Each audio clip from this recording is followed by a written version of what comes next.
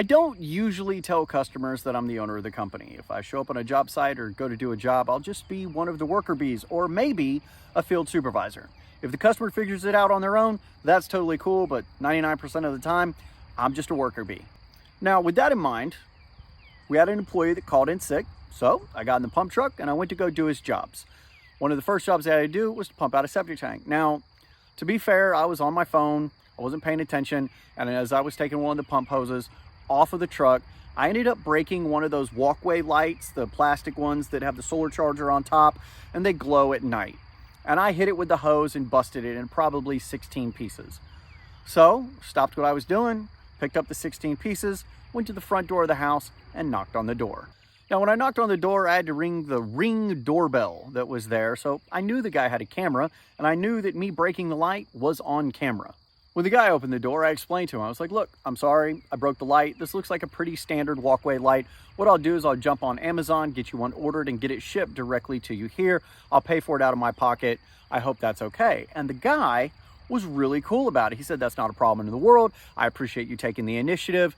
Thank you very much. When the order was placed on my phone, I showed him the confirmation screen where it would literally be shipped from Amazon directly to him. He was going to be out of a light a whopping 48 hours. It was going to be delivered by 10 p.m. the day after tomorrow.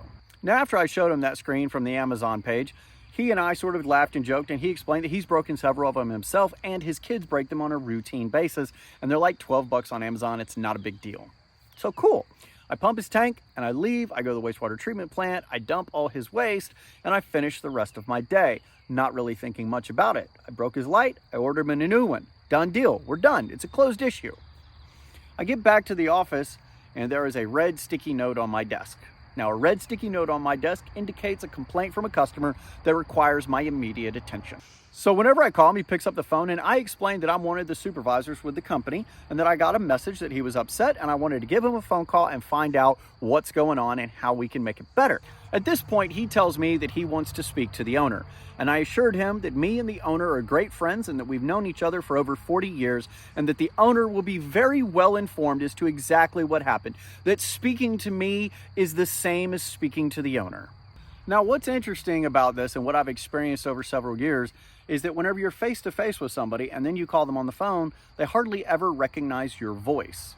So it actually works out to my favor most of the time. So the customer says fine. He starts telling me exactly what happened. What he tells me is that there was a sloppy, rude employee that came out, was disrespectful to his property and inconsiderate, and broke not one light, but 3 of his walkway lights.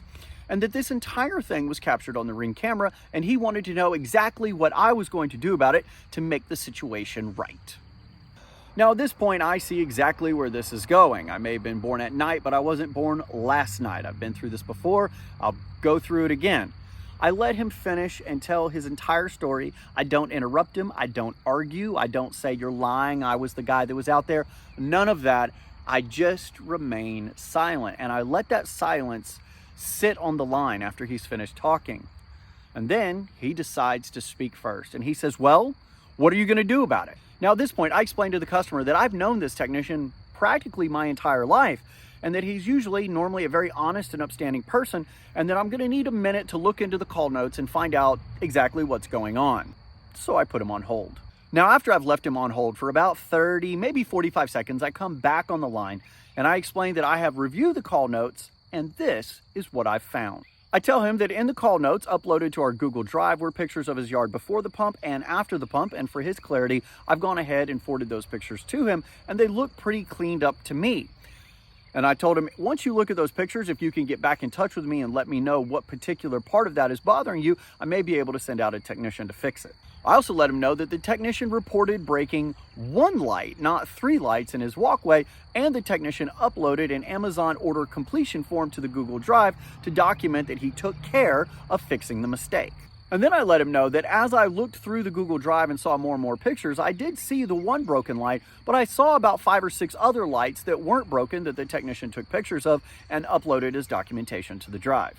I also let him know that our technicians are pretty detail oriented and that whether the job goes right or wrong, that they typically upload lots of pictures as documentation and even some videos so that we know exactly what happened and what service records are there for that house.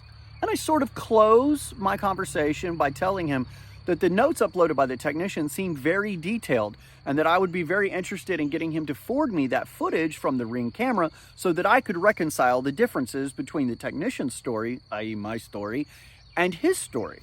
Now, it's really weird. On the other end of the line, all of a sudden, I didn't hear any yelling, screaming, shouting, or complaining. There was just silence. And then he says, well, I'm glad that you've been made aware of the problem, and I see you're handling it appropriately. Thank you so much. And he hung up the line. Now, see, what this story goes to teach me and my employees is it's all about customer service. Shit, did I say customer service? I meant proper documentation.